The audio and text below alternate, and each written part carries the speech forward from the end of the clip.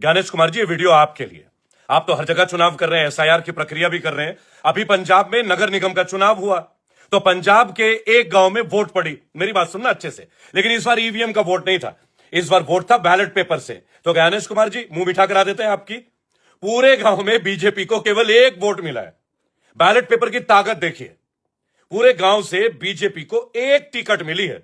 This is the power of ballot paper, और यही actual जनता का भी पावर है। तो ज्ञानेश कुमार जी को जेल क्यों नहीं भेजा जा रहा है? और बाकी बैलेट पेपर और ईवीएम, पंजाब के नगर निगम चुनाव ने अभी मिनट के अंदर जवाब दे दिया। पूरे गांव से भाजपा को एक टिकट, एक वोट, टिकट नहीं एक वोट, पूरे गांव से।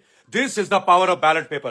तो पंजाब में हुआ भाजपा का सुपड़ा साफ, हालत इतनी ज्यादा खराब कि मिला सिर्फ एक वोट।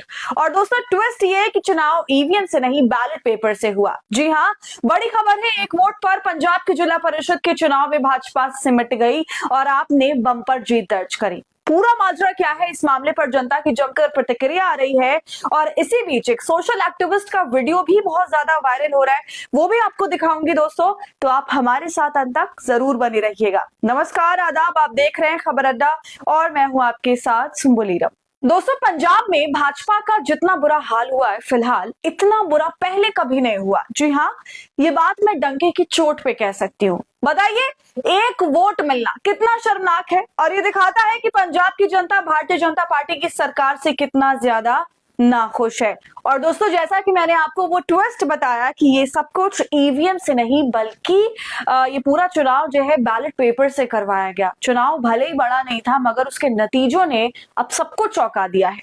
दोस्तों, ऐसा क्यों होता है आखिर कि हमारे देश में जब भी बैलेट से चुनाव होता है तो धांधली करने वाले पार्टियों की बुरी तरीके से, शर्मनाक तरीके से हार हो जाती है, और इसलिए बैलेट के नाम से ऐसी पार्टियां थर थर कांपने लगती हैं। दरअसल पंजाब में निकाय चुनाव हुआ और वो ईवीएम से नहीं बैलेट पेपर से हुआ। ना सिर्फ चुनाव बैलेट पेपर से हुआ बल्कि मतगणना भी बैलेट पेपर से ही कराई गई। जाहिर सी बात है, पंजाब में 15 दिसंबर को निकाय चुनाव के लिए वोट डाले गए और 48% यहाँ पर वोटिंग हुई थी। इसके लिए 9000 उम्मीदवारों ने किस्मत अपनी आजमाई थी। पंजाब निकाय चुनाव के नतीजे जब सामने आए तो सबसे बड़ा धक्का जिस पार्टी को लगा वो थी भाजपा। नतीजे बेहद चौंका देने वाले थे और ये बताते थे कि पंजाब में जो बीजेपी का सुपड़ा साफ हुआ है तो जनता कितनी नाराज है, और पंजाब में भाजपा 5वें नंबर पर पहुंच गई। बैलेट से चुनाव में भाजपा को जबरदस्त तरीके से नुकसान उठाना पड़ा है दोस्तों, और इससे भी ज्यादा शर्मनाक तो ये कि उसको एक ही वोट मिला। इस बात पर भी हर कोई भाजपा के मजे ले रहा है, चुनाव आयोग पर टिप्पणी कर रहा है। पूर्व विंग कमांडर है व्योमिका हंसते हुए कह रही हैं कि जिसने भी भाजपा को वो एक वोट दिया है उसे अब ढूंढा जा रहा है। और देखिए दोस्तों, कैसे भाजपा 5वें नंबर पर पहुंच गई। आम आदमी पार्टी है, कांग्रेस पार्टी है, शिरोमणि अकाली दल है, बसपा, अंत में भाजपा। यहाँ पर भाजपा बसपा से पीछे चली गई। बताइए, बसपा ने यहाँ बीजेपी को पछाड़ दिया। और आपकी तो क्या ही बात करनी, आम आदमी पार्टी ने तो क्लीन स्वीप किया है। जिला परिषद और ब्लॉक समिति चुनाव में प्रचंड जीत दर्ज करी है। और अब दोस्तों, आप ये खबर देख लीजिए जिसकी मैंने शुरू में ही बात करी। लिखा है, पंजाब ग्रामीण चुनाव, भगवंत मान के गांव में बीजेपी को मिला एक वोट। खबर में आगे लिखा है, पंजाब के ग्रामीण चुनाव में भाजपा को कुल 347 जिला परिषद सीटों में से केवल 7 और कुल 2838 पंचायत समिति जोन में से 73 सीटें ही मिली। सतोज गांव में भाजपा को सिर्फ एक वोट मिला। दोस्तों, इस बात की अब जमकर धज्जियां उड़ाई जा रही हैं, और जब पंजाब के मुख्यमंत्री भगवंत मान से इस पर सवाल पूछा जाता है तो वो हल्के फुल्के अंदाज में ये कहते हैं कि ये पता लगाने के लिए जांच चल रही है कि इकलौता मतदाता कौन था।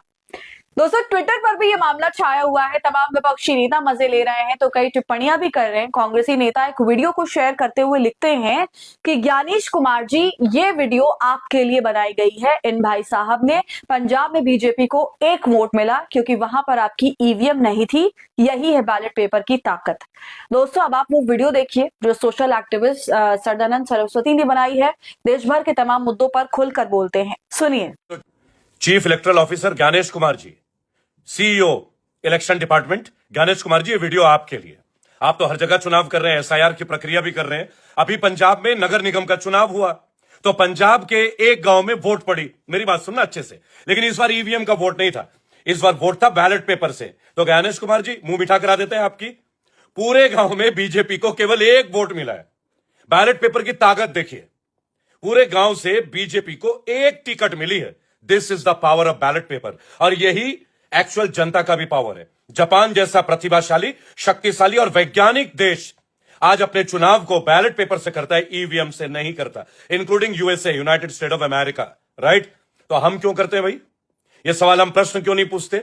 जहां जहां ज्ञानेश कुमार जी जैसे, जिस आपने तो देखा होगा हरियाणा के चुनाव में ब्राजील के मॉडल ने 28 वोट दे दिए। तो ज्ञानेश कुमार जी आप है तो मौजूद है, इंक्वायरी या रिपोर्ट क्या होगा? हम तो एक बात बोलते हैं, जिस तरह डुप्लीकेट दवाइयों के ऊपर सजा है, आजम खान के बेटे को सजा हुई डुप्लीकेट पेपर पे, तो डुप्लीकेट वोट अगर किसी ने दिया है तो क्यों ना ज्ञानेश कुमार जी को भी जेल में जला डाले, जो कि भारत के मुख्य चुनाव आयुक्त है, CEO Indian election commission.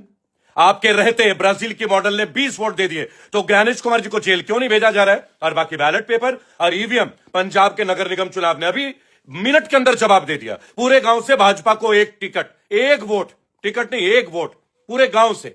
This is the power of ballot paper. तो जागरूक देश के जागरूक निवासियों और जागरूक देशवासियों, वक्त है खड़ा होने का।